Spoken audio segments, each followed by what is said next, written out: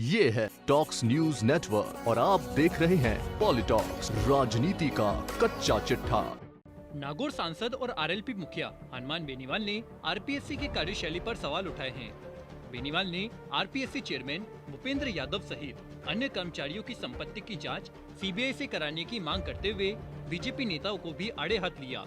बेनीवाल ने कहा कि जब परिवहन घोटाला हुआ तब बीजेपी के नेता खामोश क्यों रहे।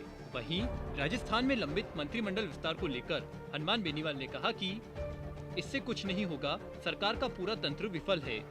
वहीं पेगासस जासूसी कांड को लेकर बेनीवाल ने कहा है कि अगर भारत सरकार सही है तो इस पूरे मामले की निष्पक्ष जांच के आदेश दे।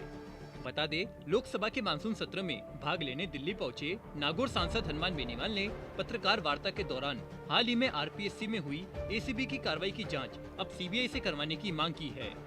बेनीवाल ने कहा कि आरपीएससी में व्याप्त भ्रष्टाचार से राजस्थान की साख पिछले कुछ सालों से खराब हो रही है। हाल ही में एसीबी ने आरपीएससी के जिस कार्मिक को रिश्वत के मामले में गिरफ्तार किया, उसकी तह तक जांच की जाए तो वर्तमान अध्यक्ष की भूमिका भी सामने आ सकती है। गहलोत सरकार जब संकट में आई तब भूपेंद्र यादव ने नेताओं के फोन टैप किए, गलत मुकदमे दर्ज किए। इस कारण उन्हें आरपीएससी के चेयरमैन के रूप में नियुक्ति मिल गई।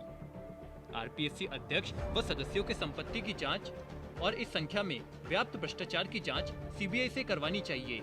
परिवहन घोटाले का जिक्र करते हुए बीजेपी नेताओं को आड़े हाथ लेते हुए बेनीवाल ने कहा है कि वसुंधरा गहलोत का जो गठबंधन है वो जग जाहिर है।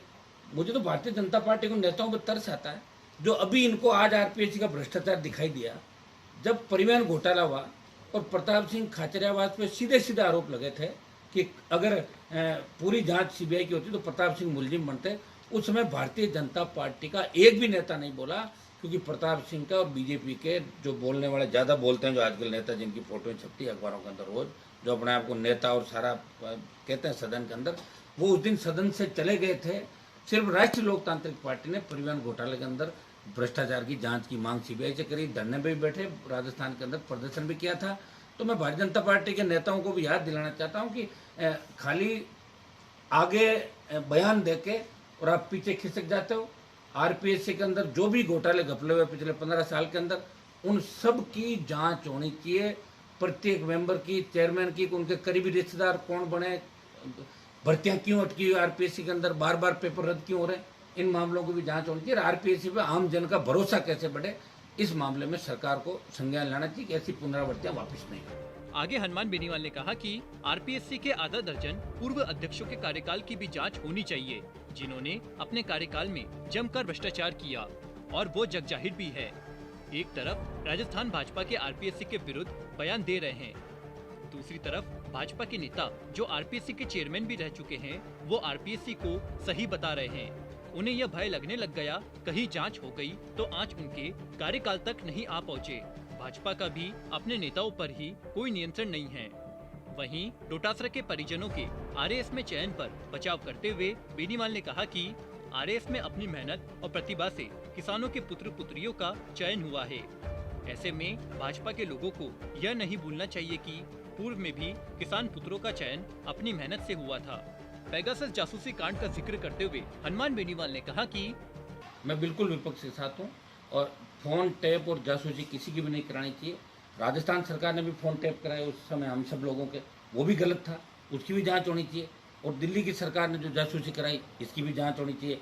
और जांच स्वतंत्र एजेंसी करे, मतलब वर्तमान सुप्रीम कोर्ट के जज की अध्यक्षता में, या जो दूसरा जिस तरह की डिमांड विपक्ष करा, उसमें सरकार को जांच करा के, और दूध का दूध और पानी का पानी, क्योंकि लोकतंत्र के अंदर फोन टेपिंग का मामला बहुत में, इसका मतलब तो हमारी प्राइवेसी रहेगी नहीं, ये खत्म ही हो जाएगी। संविधान ने जो हमें शक्तियां दी है वो खत्म हो जाएगी।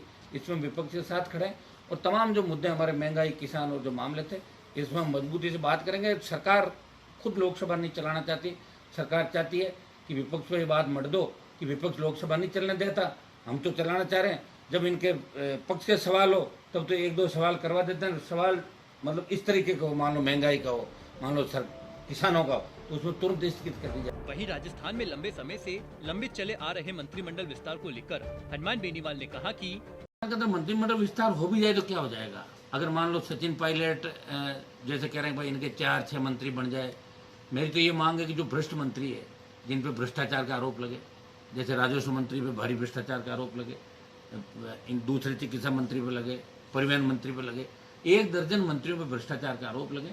उन सबको सरकार को ड्रॉप करना चाहिए। फिर नए ऐसे चेहरे जो ईमानदार हो, जिनकी पृष्ठभूमि किसानों को भी ज़्यादा तरजीह दिए जाए, सारे लोगों को मिला के।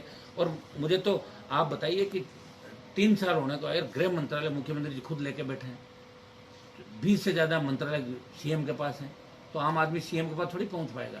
तो इससे ज़्यादा सरकार का नकारापन नहीं हो सकता है। सरकार फेल्योर है। राजस्थान के अंदर विधायकों को छूट दे दी कि आप अपने अपने इलाके के मुख्यमंत्री हो, चाहे जैसी लूट मचाओ, क्योंकि वापस नहीं तो उन विधायकों को आना है। और मुख्यमंत्री जी को पता है कि उनकी अंतिम पारी है, इसलिए अंतिम बॉल तक मैं आउट नहीं हूँ, वहाँ पे विकेट पे मैं जचा रहा हूँ। ये सीएम चाहता है। पॉलिटॉक्स ब्यूरो, जयपुर। ये है टॉक्स न्यूज नेटवर्क और आप देख रहे हैं पॉलिटॉक्स, राजनीति का कच्चा चिट्ठा।